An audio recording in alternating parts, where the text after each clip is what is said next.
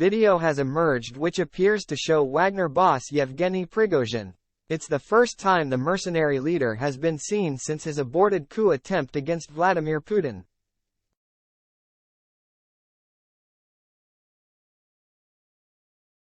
Wagner boss Yevgeny Prigozhin appears to be alive and in Belarus just days after meeting with Russian President Vladimir Putin.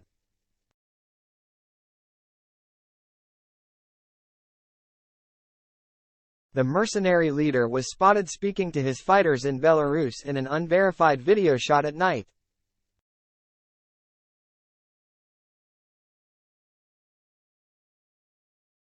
In the video, a man with Prigozhin's silhouette can be heard telling his troops to remain in Belarus while calling what was happening on the front lines in Ukraine a disgrace.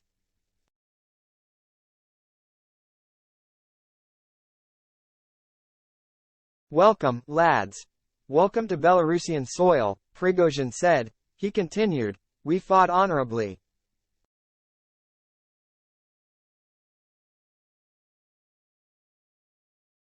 You have done a great deal for Russia. What is going on at the front is a disgrace that we do not need to get involved in."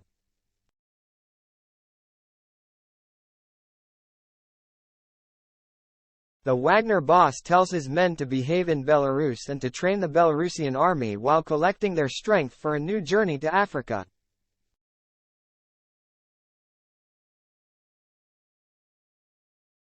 "And perhaps we will return to Ukraine at some point when we are sure that we will not be forced to shame ourselves," he added.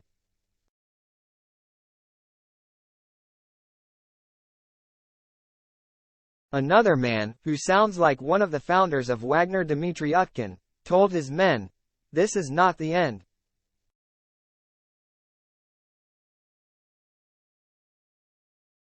This is just the beginning of the biggest work in the world which will be carried out very soon."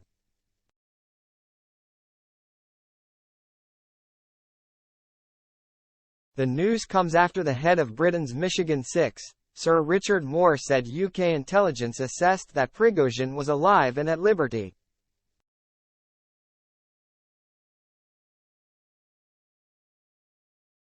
Sir Richard said that the mercenary leader went for tea with Putin just days ago, even though the Russian president had recently described him as a traitor.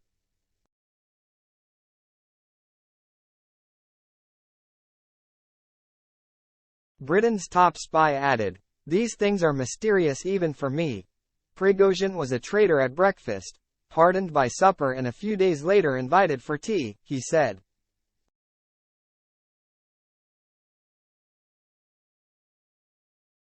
Last month, Prigozhin led a lightning-fast mutiny into Russia from his frontline positions in Ukraine.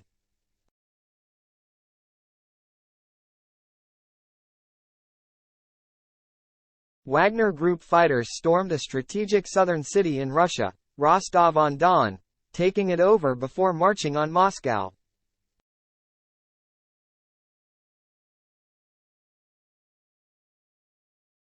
During the blitzkrieg, Wagner mercenaries shot down several Russian helicopters and a fixed-wing aircraft before halting around 120 miles outside of Moscow.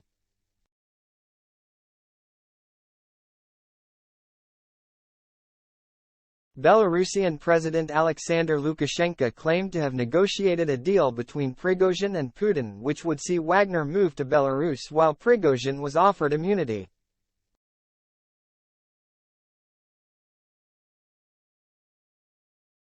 The coup was the greatest challenge yet to Vladimir Putin's 23-year-long rule. It later emerged that the Russian president met with top Wagner officials as well as Prigozhin after the mutiny.